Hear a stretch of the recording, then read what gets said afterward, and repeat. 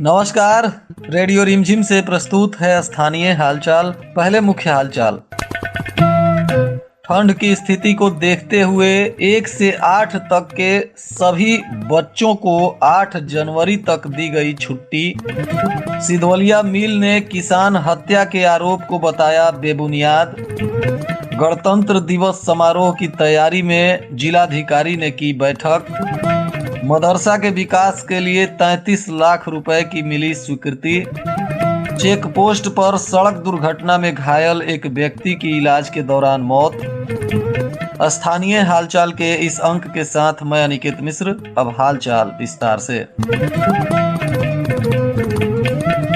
जिलाधिकारी डॉक्टर नवल किशोर चौधरी ने जिले में बढ़ते हुए ठंड के प्रकोप को देखने के बाद पुनः स्कूल की छुट्टियों को आगे बढ़ा दिया है। पहले 4 जनवरी तक छुट्टी दी गई थी, परंतु अभी भी ठंड का प्रकोप लगातार जारी है, जिसको लेकर जिलाधिकारी ने तत्काल प्रभाव से इसे 8 जनवरी तक बढ़ा दिया है। अब 8 जनवरी तक जिले के सभी निजी और सरकारी विद्यालय के बच्चों को छुट्टी दे दी गई है। कक्षा 1 से 8 तक के सभी बच्चों का पूर्णतः शैक्षणिक कार्यक्रम बंद रहेगा। हालांकि इस दौरान ऑफिशियल कार्यक्रम जारी रहेगा।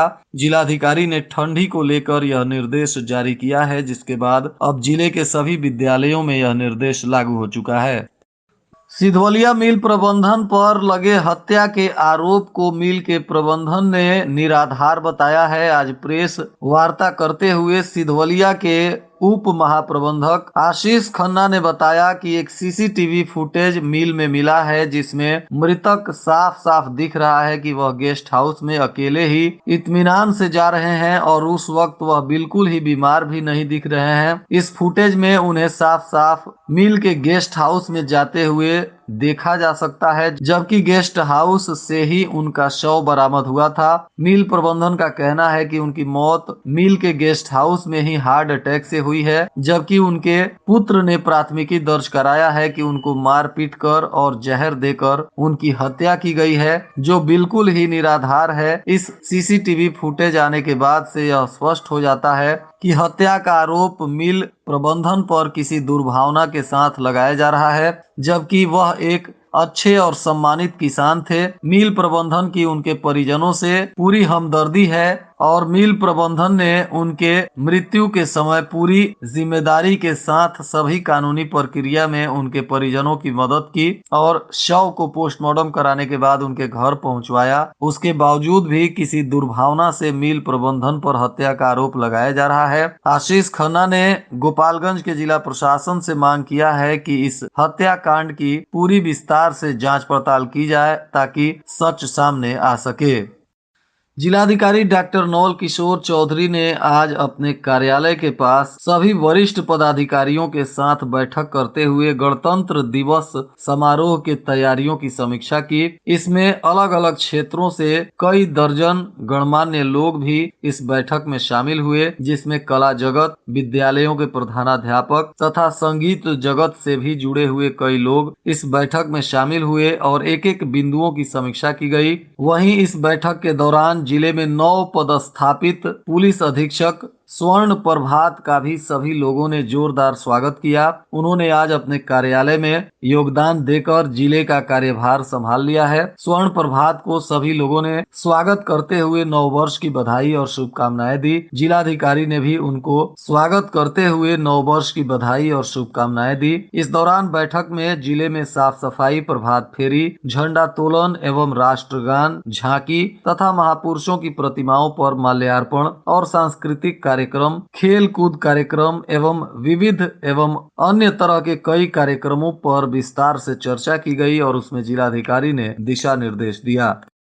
जिलाधिकारी डॉक्टर नवल किशोर चौधरी की अध्यक्षता में आज मदरसा सुदृढ़ीकरण योजना के अंतर्गत मदरसा इस्लामिया से प्राप्त योजना प्रस्ताव के तकनीकी प्राकलन अनुमोदन के लिए गठित जिला अनुमोदन समिति की बैठक हुई, जिसमें अल्पसंख्यक कल्याण सह सदस्य सचिव जिला अनुमोदन समिति के द्वारा इस बैठक में सभी सदस्यों को अवगत कराया गया कि अल्पसंख्यक कल्याण विभाग बिहार पटना के द्वारा बिहार राज्य मदरसा सुदृढ़ीकरण योजना के अंतर्गत मदरसा बोर्ड पटना से मान्यता प्राप्त मदरसों एवं अनुदानित मदरसों में बोरिंग, शौचालय तथा अतिरिक्त वर्ग कक्ष, पुस्तकालय, प्रयोगशाला, कंप्यूटर रूम इत्यादि के निर्माण के लिए विभाग के द्वारा योजना संचालित की जा रही है और इसी कड़ी में 33 लाख रुपए का आवंटन हुआ है, जिससे मदरसा इस्लामिया गोपालगंज में 2 अतिरिक्त वर्ग कक्ष का निर्माण एवं 4 शौचालय तथा 2 बालक और 2 बालिकाओं के लिए यह 4 शौचालय हैं और 1 अदद बोरिंग कराने की स्वीकृति दी गई है। इसके लिए 33 लाख रुपए का आवंटन कर दिया गया है। अब इसको पटना अप्रूवल के लिए भेजा जाएगा, जहां से स्वीकृति मिलने के बाद इस योजना पर काम शुरू कर दिया जाएगा। बलथरी चेक पोस्ट पर सड़क दुर्घटना में घायल एक व्यक्ति की इलाज के दौरान मौत हो गई। बताया जा रहा है कि थामे थाने के चनावे गांव के रहने वाले कपिल महतो के 42 वर्षीय पुत्र रामजीतन महतो अपने छोटे भाई सत्येंद्र महतो को विदेश भेजने के लिए गोरखपुर हवाई अड्डा पर छोड़ने गए थे और वहां से बस पकड़कर पुनः वापस आ रहे थे। इसी दौरान उनके साथ सड़क दुर्घटना हो गया था, जिसमें वह गंभीर रूप से घायल थे और इलाज के दौरान उनकी मौत हो गई। बताया जा रहा है कि वे जिस बस से आ रहे थे वहां शराब के नशे में 10 लोगों को बस से नीचे उतार लिया गया था और नीचे उतरने के बाद पुलिस प्रशासन से बचने के लिए मृतक भागने लगे और भागने के दौरान ही एक अज्ञात वाहन के चपेट में आने से वह गंभीर रूप से घायल हो गए थे, जिसके बाद उनको अस्पताल में भर्ती कराया गया था, जहां इलाज के दौरान उनकी मौत हो गई। वहीं घटना के बाद परिजनों में कोहराम मच गया है और पुलिस मामले की जांच कर रही है।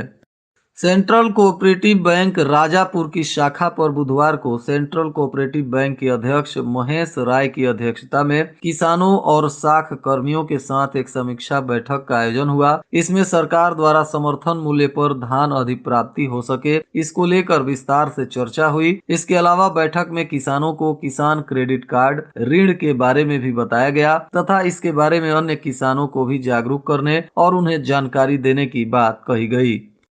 थामे थाना क्षेत्र के लछवार गांव के संदीप कुमार को चाकू से मारकर घायल कर दिया गया और उनके मोबाइल तथा 17,000 रुपए भी छीन लिए गए हैं, जिसके बाद उनका इलाज सदर अस्पताल में चल रहा है और उन्होंने पुलिस को आवेदन देकर इस मामले में जांच के लिए गुहार लगाई है, जिसके बाद पुलिस मामले की तफ्तीश कर रही है। उन्होंने चनावे गांव के ही साजन कुमार भारती तथा अन्य लोगों के विरुद्ध मारपीट कर चाकू मारने और रुपए छीनने का आरोप लगाया है, जिसके बाद पुलिस मामले की तफ्तीश में जुट गई है। कोविड फ्रंटलाइन क्रैश कोर्स से प्रशिक्षित गोपालगंज के फ्रंटलाइन वर्करों का एक प्रतिनिधि मंडल बुधवार को उप मुख्यमंत्री तेजस्वी यादव तथा नेता प्रतिपक्ष विजय कुमार सिन्हा से पटना उनके आवास पर मुलाकात की और एक मांग पत्र सौंपा, जिसमें भूखमरी के शिकार फ्रंटलाइन वर्करों को योगदान हेतु आग्रह किया गया है। बताते चले कि प्रधानमंत्री कौशल केंद्र के माध्यम से देश के 26 राज्यों में 1 लाख से अधिक युवा को क्रैश कोर्स कराया गया है। देश भर के 111 केंद्रों पर चले प्रशिक्षण के बाद यह युवा 3 महीने का ऑन जॉब ट्रेनिंग भी ले चुके हैं। विभिन्न प्राथमिक स्वास्थ्य केंद्र, उप स्वास्थ्य केंद्र तथा रेफरल अस्पताल जैसे केंद्रों पर यह युवा कोविड काल के दौरान अपनी सेवाएं भी दिए हैं। बताया जा रहा है कि कुछ राज्यों में इनकी बहाली भी हो गई है, लेकिन बिहार में अभी बहाली से ये लोग वंचित हैं और इसी को लेकर ये लोग डिप्टी सीएम और नेता प्रतिपक्ष से गुहार लगा रहे हैं। कटिया थाने की पुलिस ने नटवा मोड़ के पास वाहन जांच करते हुए शराब के साथ 2 तस्करों को गिरफ्तार किया है। गिरफ्तार आरोपियों में बगही गांव का रहने वाला प्रभुनाथ एवं जमुनहा बाजार का रहने वाला प्रभु सिंह बताया जा रहा है। पुलिस ने दोनों को उत्पाद अधिनियम के तहत जेल भेज दिया। वहीं भोरे थाना क्षेत्र के सिसई भोरे भिंगारी मुख्य मार्ग पर 2 मोटरसाइकिल की जोरदार सीधी टक्कर हो गई, जिसमें 4 लोग घायल हैं। घायलों का इलाज सरकारी अस्पताल में चल रहा है। इनकी स्थिति गंभीर बताई जा रही है। वहीं पुलिस ने एक युवक को नशे में होने के शक पर हिरासत में भी लिया है। बताया जा रहा है कि पंडित जिगना गाँव के रहने वाले ओम प्रकाश मिश्र का पुत्र विवेक मिश्रा और जय प्रकाश मिश्र के बेटे आदित्य मिश्रा के साथ मोटरसाइकिल से पिसई की तरफ जा रहा था। इसी दौरान सामने से आ रही दूसरी मोटरसाइकिल से उसकी जोरदार टक्कर हो गई, जिसमें दूसरी गाड़ी पे सवार गणेश डूमर गांव के लाल बहादुर रंगवा का पुत्र पप्पू कुमार और उसका भाई मनबोध कुमार भी घायल हैं। फिलहाल चारों का इलाज सरकारी अस्पताल में चल रहा है। वहीं पुलिस ने पप्पू कुमार को शराब के नशे के शक में हिरासत में भी लिया है और पूछताछ कर रही है। वहीं भोरे थाना क्षेत्र के चौतरवा गांव में दो पक्षों के बीच भूमि विवाद को लेकर हुई मारपीट में एक महिला गंभीर रूप से घायल है। यह महिला जितेंद्र चौहान की पत्नी राजकुमारी देवी है, जिसका इलाज सरकारी अस्पताल में चल रहा है।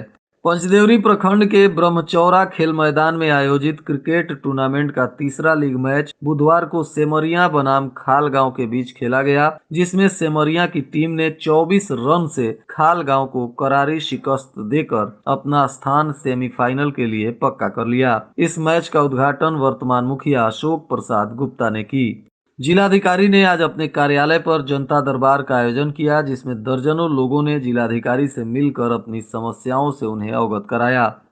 वहीं जिलाधिकारी ने आज राष्ट्रीय कृषि और ग्रामीण विकास बैंक बिहार क्षेत्रीय कार्यालय पटना के द्वारा सभी बैंकर्स के साथ एक दिवसीय जागरूकता सम्मेलन का आयोजन किया, जिसमें जिलाधिकारी ने इसकी समीक्षा की। इसमें मुख्य अतिथि के रूप में पहुंचे जिलाधिकारी और विशेष अतिथि उप विकास आयुक्त अभिषेक रंजन ने डीडीएम नाबार्ड डॉक्टर अनुपम लाल कुसमाकर और जिला अग्रणी बैंक प्रबंधक विकास कुमार के द्वारा दीप प्रज्वलित कर इस कार्यक्रम का शुभारंभ किया, जिसके बाद बैंकों से बैठक करते हुए प्रधानमंत्री रोजगार सृजन कार्यक्रम के अंतर्गत बैंकों के द्वारा किए जा रहे योजनाओं की समीक्षा की, जिसमें प्रगति असंतोषजनक पाते हुए जिला पदाधिकारी ने क्षोभ प्रकट किया और इसमें बैंकों के द्वारा और सक्रियता से काम करने के लिए निर्देश दिया। गोपालगंज के सांसद डॉक्टर आलोक कुमार सुमन के प्रयास से रक्षा मंत्री एवं रक्षा सचिव तथा नागर विमानन मंत्रालय के सचिव से मिलने के बाद उन्होंने डिफेंस के दानापुर के सैन्य अधिकारियों से भी बातचीत की, जिसके बाद इन अधिकारियों के द्वारा एक प्रतिनिधि मंडल पहुंचा और इस टीम के द्वारा स्थल का निरीक्षण किया गया। सर्वेक्षण एवं कागजात की जाँच के साथ ही हवाई अड्डा की जमीन का भौतिक सत्यापन भी किया गया। सांसद ने पटना से दूरभाष पर ही सैन्य अधिकारियों तथा जिला प्रशासन के अधिकारियों से बातचीत करके सभ्या हवाई अड्डा के कार्य में तेजी लाने को कहा और उन्होंने कहा कि वह मुख्यमंत्री जी के एक कार्यक्रम में व्यस्त थे, जिसके वजह से वे वहां नहीं पहुंच पाए, परंतु उन्होंने फोन के माध्यम से ही अधिकारियों को यहां जांच पड़ताल करते समय सहयोग किया और इसमें और तेजी से काम करने के लिए निवेदन किया। आज के मौसम का तापमान गोपालगंज में न्यूनतम 8 डिग्री सेल्सियस और अधिकतम 16 डिग्री सेल्सियस रहने की संभावना है। अंत में मुख्य हालचाल एक बार फिर। ठंड की स्थिति को देखते हुए 1 से 8 तक के सभी बच्चों को 8 जनवरी तक दी गई छुट्टी। सिधवलिया मिल ने किसान हत्या के आरोप को बताया बेबुनियाद। गणतंत्र दिवस समारोह की तैयारी में जिलाधिकारी ने की बैठक। मदरसा के विकास के लिए 33 लाख रुपए की मिली स्वीकृति। चेक पोस्ट पर सड़क दुर्घटना में घायल एक व्यक्ति की इलाज के दौरान मौत। इसके साथ ही रेडियो रिमझिम से प्रसारित स्थानीय हालचाल का यह अंक समाप्त हुआ। नमस्कार।